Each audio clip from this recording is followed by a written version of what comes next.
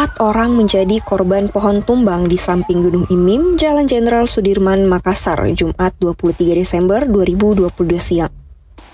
Keempat korban itu saat ini telah dibawa ke Rumah Sakit Pelamonia untuk mendapatkan perawatan.